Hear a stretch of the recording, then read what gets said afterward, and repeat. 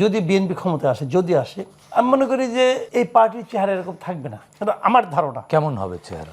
আমরা যে ট্র্যাডিশনাল বিএনপিকে দেখেছি সেই ট্র্যাডিশনাল বিএনপি থাকবে না। আমি আপনাকে একটা ছোট্ট কথা বলি, এটা বিশ্লেষণ আমি করবো না।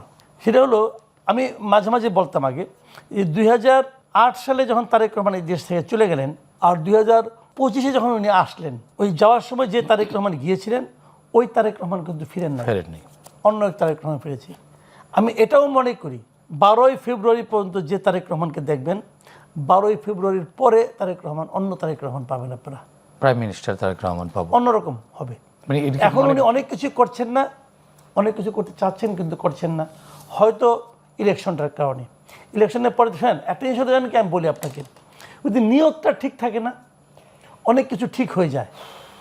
অনেকেই চেষ্টা করবে, নানাভাবে চেষ্টা করবে প্রভাব বিস্তার করার জন্য, নানাভাবে যারা গুপ্ত আছেন তারা তখন হয়তো বেরিয়ে আসবেন, চেষ্টা করবেন তাকে ডিফেম করার জন্য। অনেক কিছু থাকে সমাজে।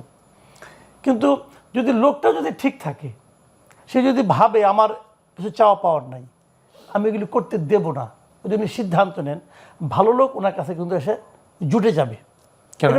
এখন যারা আছেন তাদের কি ভালো মনে হচ্ছে না? সবাইকে ভালো মনে হচ্ছে না। মানে জুটতে হবে কেন? এরাও তো ভালো।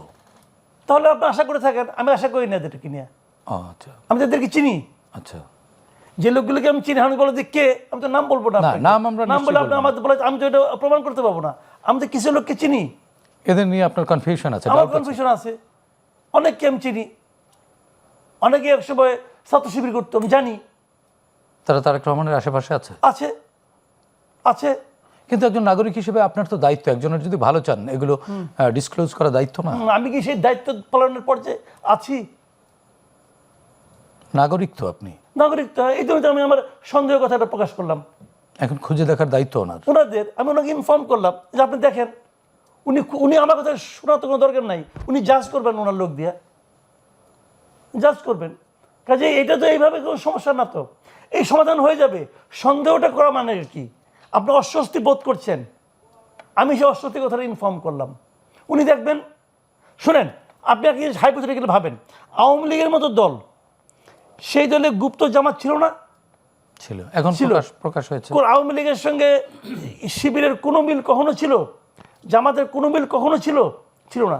তারপরে যখন ছিল, যদি আওয়ামী লীগে থাকতে পারে তো বিএনপিতে থাকতে পারবে না কেন? তার মানে আপনি কি বিএনপিতেও গুপ্ত রাজনীতি? অবশ্যই আছে, অবশ্যই আছে। আমি এই একটা সিম্পলি, আমি তো বললাম, আমি আপনাকে সিম্পলি কোয়েশন দিলাম। আমি একটা কথা বলি আপনাকে, ছাত্র দলের সভাপতি রাকিবুল ইসলাম রাকিব একবার একটা কথা বলছিল, এটা অনেকেই কিন্তু এটাকে পাত্তা দেয় নাই। যখন নাকি ঢাকা বিশ্ববিদ্যালয়ের ছাত্র মানে শিবিরের লোকগুলি চেহারা আসতেছে, যে এই সভাপতি সেক্রেটারি আসতেছে, তখন রাকিব বলছিল যে তাহলে গত 10 বছর ধরে তো শিবির এখানে ছিল, তাদের কমিটি ছিল, আমি জানতে চাই এই 10 বছরের কমিটিগুলি কে কে? শিবির সেই কমিটির নাম প্রকাশ করছে? করে নাই কেন? এটা তাদের কৌশল। কৌশল না, এটা হলো তাদের মুনাফিকি।